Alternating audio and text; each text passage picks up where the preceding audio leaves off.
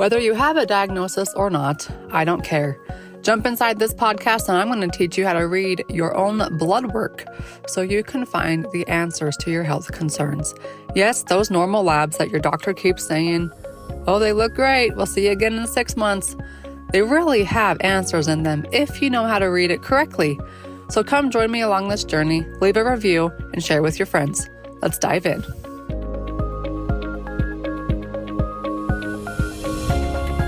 What health coaching certification program do I recommend? I get this question asked all the time.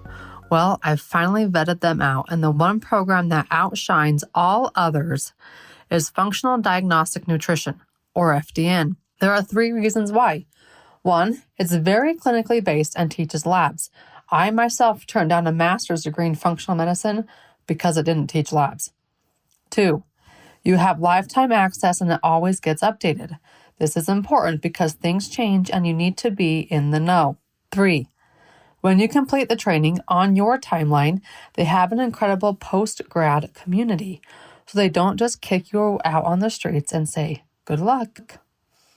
If you've been thinking about receiving your health coaching certification or are a practitioner looking to branch out and scale a virtual practice, now is the time. Make 2023 your year. Do this for you, your family, and those you're about to help. Go to fdntraining.com/Dr. Kylie. Check the show notes for a $250 off code available for a limited time. I am happy to announce that I have partnered with Functional Diagnostic Nutrition because I love their program so much. They are now the podcast sponsor. All right, let's get into the podcast episode. Here we go. Welcome to the Beyond the Diagnosis podcast with me, Dr. Kylie. We're in May, guys. This podcast has been going for nearly 3 years, and when I started it, I had no clue what I was doing. We're over 200 episodes in and hundreds and thousands of listeners, so thank you so much. Today's special guest comes all the way from Europe. Her name is Scarlett O'Connor, and she is a master and educator and everything experienced in the world of eating disorders. Fellow redhead, welcome on, Scarlett. Hi, nice to meet you, and it's really nice to be here. Thank you for having me. It's a privilege. Yes, it is always a privilege, and I love talking to people internationally. It's just so I'm in the UK. I'm in the UK, so England. Yeah. Yeah. Is it always wet there? I'm going to make it to England one day, but I haven't yet. Not always. We have extremes. It's either super cold or super hot. So, it does rain a little bit, though. I'd be lying if I said it didn't. Are you a tennis fan? No. No? Not at all. I love tennis, and one of the Grand Slams it's Wimbledon, and it's in England. I'm going to make it there one day to it. Yeah. Okay, let's talk about eating disorders because they're very, very prevalent, and people are very good at hiding them. Yes, they are. There is a lot of shame surrounding eating disorders and a lot of hiding behaviours as well. And there is, of course, a lot of different types of eating disorders. And the diagnostic criteria is quite tight. They do like to put people into boxes, but personally, I think it is very hard to typecast people based on appearance. So when you say hide, sometimes it is apparent that somebody has an eating disorder, sometimes it isn't. Yeah, I'm not so big a fan of diagnoses either. Hence the name of the podcast, Beyond the Diagnosis. We are on the same page there. Yeah, so getting diagnosed with anorexia or bulimia or orthorexia now is popular. People who are so strict with their healthy eating that's actually an eating disorder. Yep. Where do you go from diagnostic criteria, escaping that world and into the reality world? I see all eating disorders are mental health conditions, and they are addictions because they involve changes in brain chemistry from whatever way. I mean, my main focus now is I work with bulimics or binge purge anorexics, and mainly because I'm obviously a qualified therapist, but I have my own lived experience with that condition in particular. And that is an addiction and a mental health disorder. So as much as it's a diagnosis, That's the way that I see it, because it changes the brain chemistry quite significantly. Do you want to dive into that more? I mean, with me, it was related to weight and shape. I was unhappy with the way I looked. I was an overweight child, and I developed bulimia from that, from starvation. My body physiologically was literally, I got to the point where I wanted to lose weight, so I wanted to change. And this isn't the same for everybody. Eating disorders can start for so many different reasons, right? Traumas, there's all different kinds of cause points for different people. But for me, it was about changing my weight and shape. So I went on the diet, effectively developed anorexia, which pushed me physiologically into that hunger place that every human being, feast and famine. When we're going to starve, we're going to overeat, which then took me to bulimia. So the brain reaction in that was my body was starving physiologically. And then I ended up, of course, binge eating, overeating, and then compensating for that by purging. And that's how I developed bulimia. So the brain chemistry in that, it becomes an addiction. It is a way of coping. It's so much to say in a small space of time. Everybody has their own reasons for the start of it, but it becomes an addiction. Your brain gets used to the fluctuations of taking in large amounts of food and then purging them out again. Your dopamine's all over the place. Your reward systems are lit up and you get to eat the food and then purge the food and stay slim. And it's an addiction. You become addicted to the changes in the brain, which therefore helps you to ignore all the negative effects that it has on the body. Those things kind of get cancelled out because the addiction takes over. How did you escape this? What was your journey out of it? My journey into it, that's really encapsulating it. I mean, it started for me at such a young age with binge eating disorder. I think I was a really small child. I learned very, very young that food was a really good way to quieten everything, emotions, feelings. I had an undiagnosed health condition, so pain. I just used to eat to sort of shut myself down. So it started young and it went right the way up until I was 38. But with me, which is now a decade ago, it was 25 years for me. Started with binge eating disorder, went to bulimia. But my recovery point was a no choice situation. I got to a physical and mental place where I had to make a decision. It was a life or death thing for me.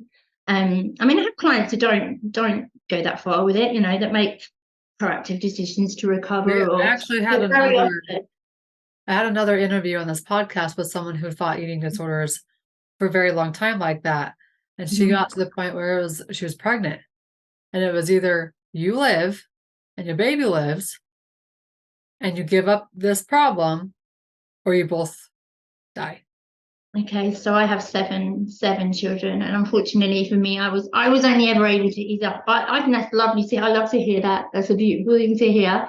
But for me, I was only ever able to ease up somewhat in pregnancy, because again, it's different for different people. And with me, it was all about, I was in the grips of an addiction, but it was about kind of harming myself. So when I was pregnant, I had somebody else to consider. So I did ease up.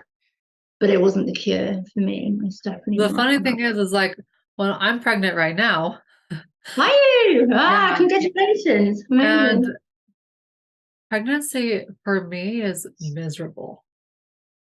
Like I'm halfway now, but it's like I cross over that first part. But that's my time where I struggle to keep food down. So it's like anything I can and just keep it down. It's amazing what the body can do when we're pregnant. Most definitely. That is a whole podcast in itself. I could talk for hours about that. It is amazing. I had normal weight babies, and I actually managed to conceive. Birth control doesn't work well when you're bulimic, but I actually managed to conceive like 6 stone with one of my older. I don't know, you guys don't work in like a ridiculously low weight, and I still felt pregnant. And carried a baby, and the body does amazing things, and I didn't enjoy being pregnant either, but my body managed to get through it and produce a good weight baby who's now a strapping great big 18-year-old. It was the first 4 children that I was actively eating disordered throughout the pregnancies. So what happened at 38? What switched?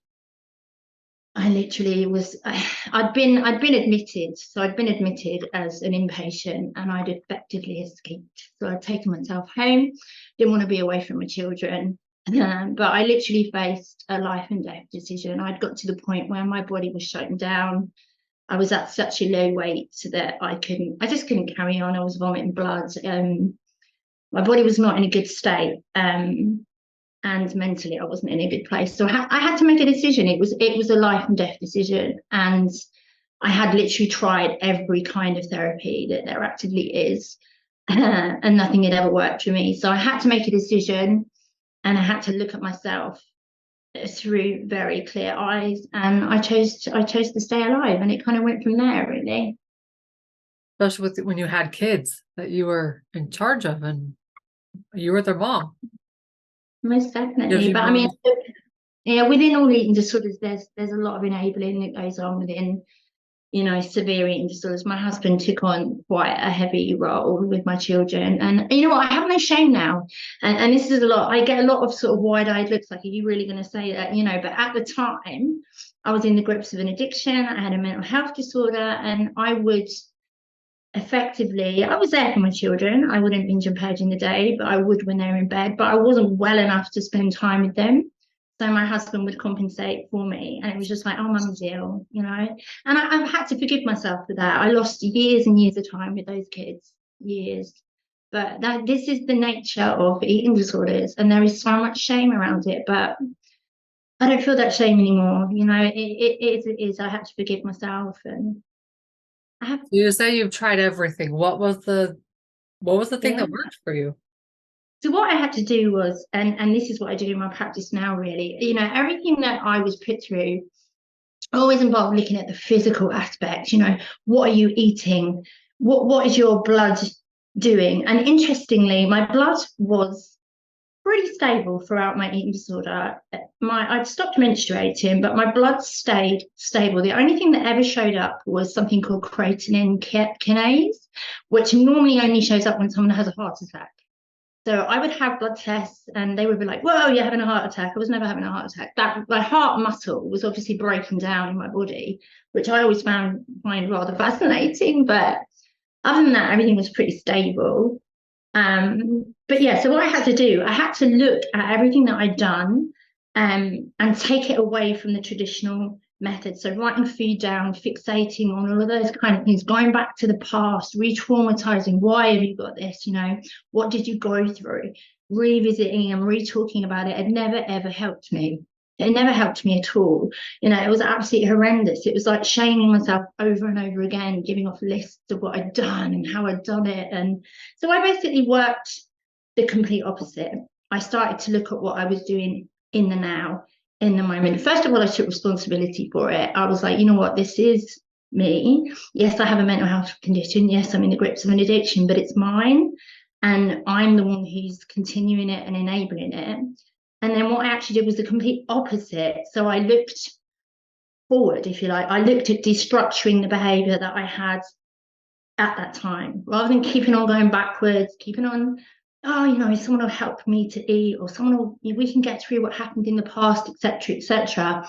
I focused everything on my behavior and the structures of my behavior in the now. And that's how I work with people now. And it works so much more effectively. It's kind of like if you've got a cut on your arm, why would you keep picking it open? Why would you keep going back and trying to, that's the way that I approached it. So I worked in the moment, like every day, rather than, I'm ill because, or making excuses. Does that make sense? I removed all of No, that. it makes sense a lot. I've gone through, I mean, I don't have the trauma as what we would consider as trauma, but I have a lot of going back now that I know. I had a lot of money trauma, a lot of stigmatism around money that I've had to go back and heal. My husband's opposite. He's got a lot of that typical trauma that we associate trauma with, and we're the same way.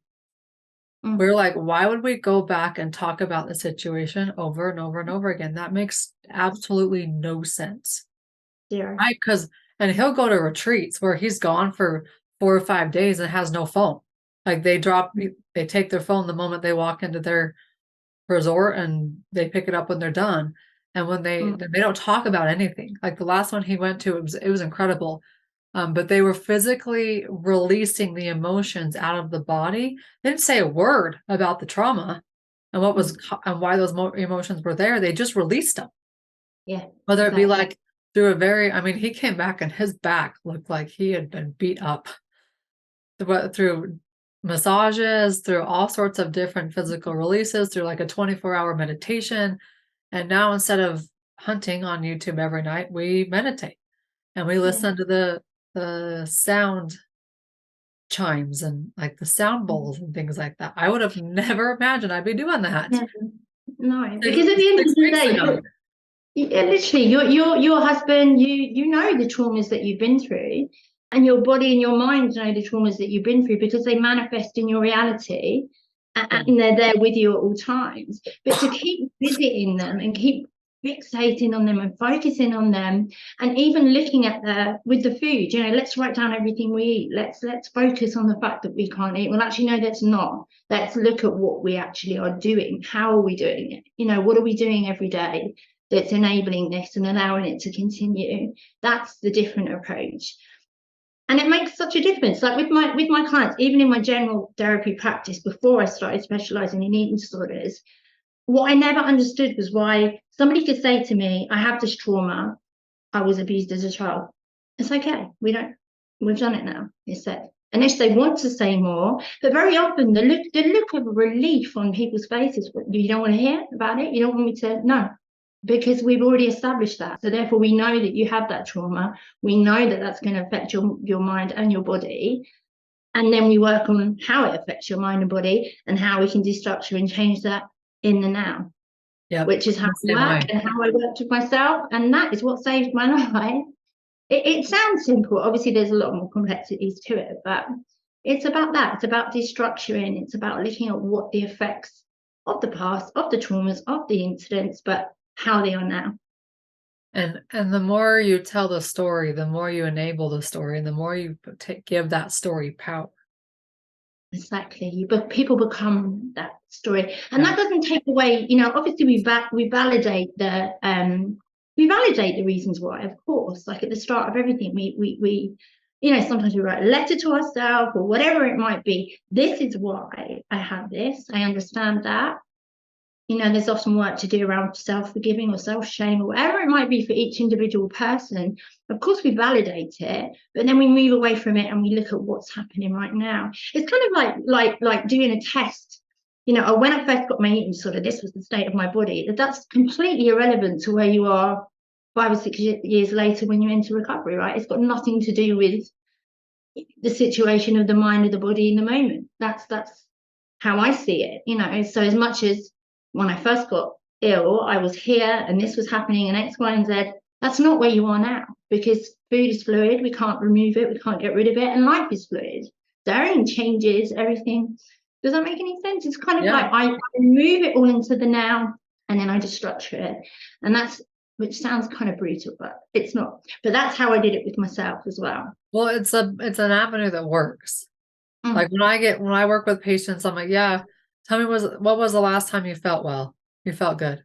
Well, it was this time. Okay, go. What's happened since then?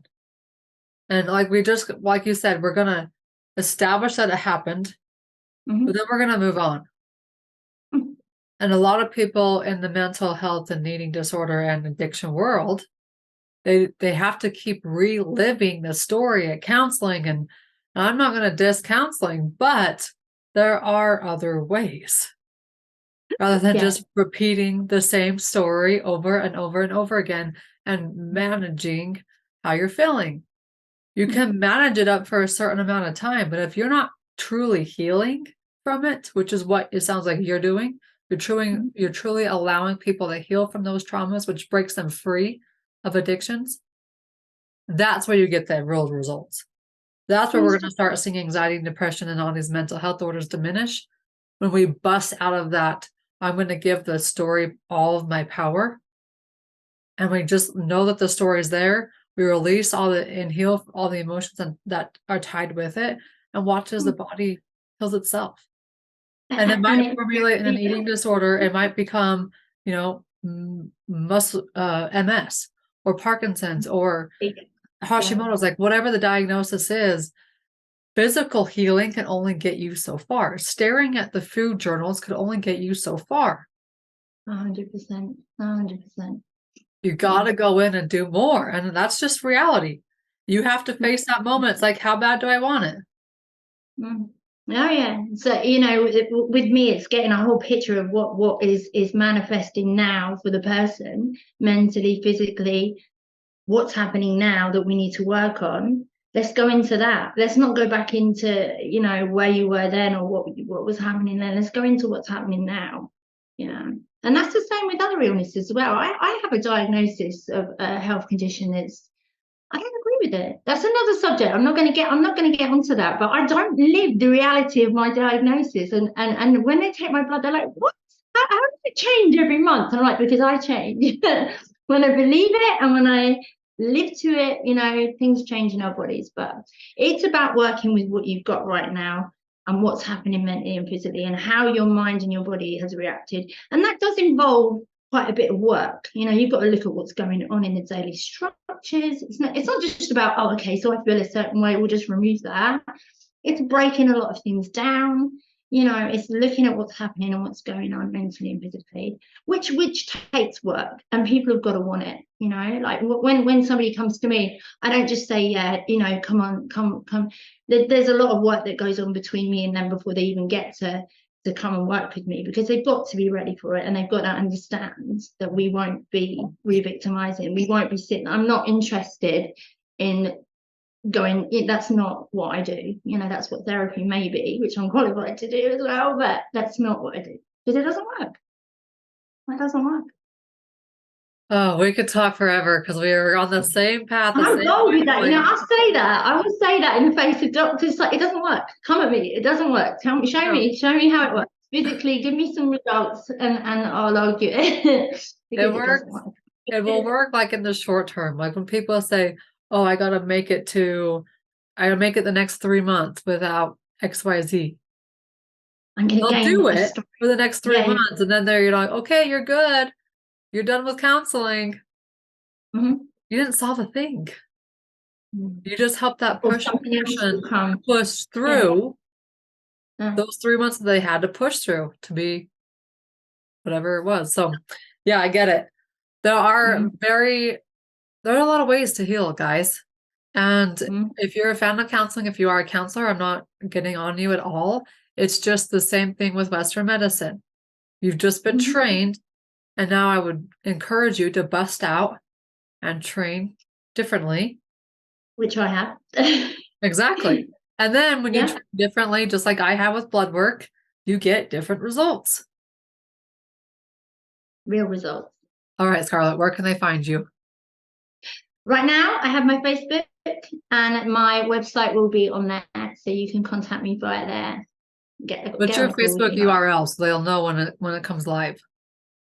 Or not your Facebook, your website. Your website URL. My website, my website will be on my Facebook or my LinkedIn in Scarlett O'Connor, but I can put in the links to that. Okay. We'll give you the information. Check out the show notes and below this. And you're in the UK, but you work with worldwide people, right? Yeah, I do. Yeah. So try something different, guys.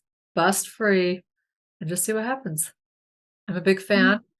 My family's a big fan, but it is different, and different gets results. Right? Yes, definitely. The health coaching certification program that I recommend is Functional Diagnostic Nutrition, or FDN. You can get started anytime. So grab the $250 off code from the show notes and go to fdntraining.com/Dr. Kylie and get started. Don't wait any longer. Make 2023 your year. Do this for you, your family, and for those you're about to help. fdntraining.com/Dr. Kylie. Ready to have all of your blood work compiled in one location where you can easily read it all together? Well, go grab my book, Why Are My Labs Normal, on Amazon. Grab it, learn how to read your own labs, and take the power back in your hands, because your normal blood work is loaded with answers.